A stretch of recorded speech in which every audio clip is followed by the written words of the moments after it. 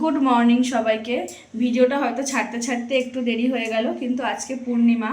সকাল সকাল আমরা মানে সমস্ত ঘরের কাজকর্ম সেরে, মা কিন্তু ঠাকুর ঘরের সমস্ত কাজকর্ম সেরে নিয়েছে, আর আমিও ঘরের সমস্ত কাজকর্ম সেরে এই যে স্নান টান করে চলে এসেছি ঠাকুর ঘরে। মা লক্ষ্মীকে স্নান করিয়েছে, গোপুসোনাকে স্নান করিয়েছে, করিয়ে সমস্ত ঠাকুর ঘর গুছিয়ে দেখো ওদেরকে খেতে দিয়ে মানে খাবার রেডি করছে, ফল কাটছে। আর এই প্রত্যেক পূর্ণিমায় কিন্তু আমরা এইভাবে পুজো করে থাকি।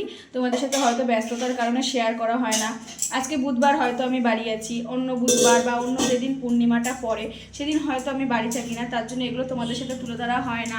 মা একা একা সমস্তটা করে, তাই মা তো আর ক্যামেরা করে পুরোটা তোমাদের সাথে ক্যামেরাবন্দি করে মানে শেয়ার করতে পারি না আমরা। তো দেখো আজকে কিন্তু শেয়ার করতে পারছি, খুবই ভালো লাগছে। তোমরাও জানিও কেমন হয়েছে। আর পুজোটা পুরোপুরি দেওয়া হয়ে গেলে আবার আমি তোমাদের সাথে শেয়ার করব। চলো পুজোটা এবার পুরোপুরি করে নেওয়া যাক।